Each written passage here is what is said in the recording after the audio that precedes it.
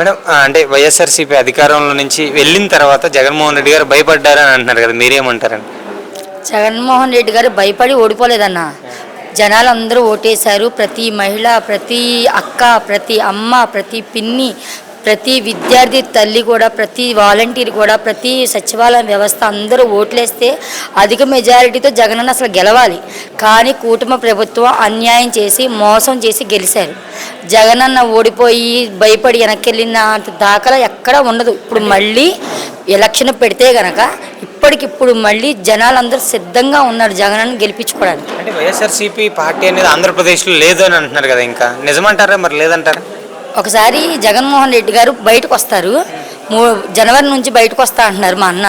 బయటకు వచ్చాక ఆయన గురించి దండయాత్ర ఎలా మొదలవుతుంది అనేది ఒకసారి మీరు చూడండి. చూశాక అప్పుడు అసలు పార్టీ ఉండిద్దా ఉండదా, లేకపోతే అసలు కూటమి ప్రభుత్వం ఎంత అల్లాడిపోతారో, మళ్ళీ కూటమి ప్రభుత్వం ఎన్ని పథకాలు పెట్టినా సరే వాళ్ళ వెనక నుంచుండి అసలు ఒక నీడ కూడా జగన్మోహన్ రెడ్డి గారి దగ్గర జరిగే ప్రసక్తే లేదు. అంటే జగన్మోహన్ రెడ్డి గారు ఏం చెప్తున్నారంటే వ్యతిరేకం వచ్చింది కూటమి ప్రభుత్వానికి అంటున్నారు, మీరేమంటారు? వ్యతిరేకం వచ్చిందంటారా? అయ్యో అసలు పక్కా 100% కూటమి ప్రభుత్వం మీద అందరూ వ్యతిరేకంగానే ఉన్నారు ఇప్పుడు. అంటే కూటమి ప్రభుత్వం వచ్చిన తర్వాత సంక్షేమం పథకాల గురించి అసలు పట్టించుకోవట్లేదు, ఏందంటారు కారణం అనేది? కారణం ఏముందన్న, వాళ్ళు సొంతగా ఏ నిర్ణయం తీసుకోరు.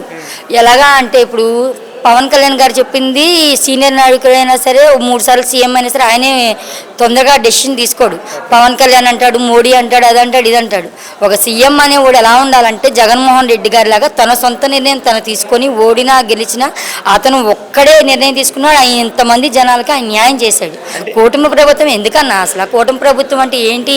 వాళ్ళల్లో వాళ్ళు మాట్లాడుకొని ఒక సెల్ఫీలు దిగటానికిను, లేకపోతే ఒక బ్యానర్లు కట్టించుకుంటాక పెద్ద పెద్ద బ్యానర్ల మీద నలుగురు కనిపించడానికి తప్ప కూటమి ప్రభుత్వం దేనికి పనికిరాదన్న అసలు. అంటే అలానే అసలు ముగ్గురు కలిసి వచ్చి ఒక జగన్మోహన్ రెడ్డి గారిని ఓడిచ్చారు కదా, దాన్ని అసలు ఎలా భావిస్తున్నారండి మీరు? ముగ్గురు కలిస్తేనే ఓడిచ్చారు. ఒక్కడిని రమ్మని ఒక్కొక్కడిగా రమ్మనండి చూసుకుందాం.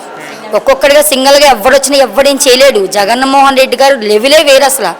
కూటమి ప్రభుత్వం కలిసింది కాబట్టి వీళ్ళందరూ ఒకటయ్యి ఏదో పైనుంచి ఏదో గ్యామ్లింగ్లు అయ్యి చేసి మొన్న చెప్పారు కదా ఈఎం బాక్స్లో అన్నీ మిస్ అయిపోయినాయి అని చెప్పి అలా చేసి గెలిచారే కానీ జగన్మోహన్ రెడ్డి గారిని ఢీ కొట్టే ప్రసక్తే లేదు. ఇక మీదట అసలు మళ్ళీ రావాలి చేయాలనుకుంటే ఎలక్షన్ జరిగితే కనుక మళ్ళీ జగనన్నే వస్తారు.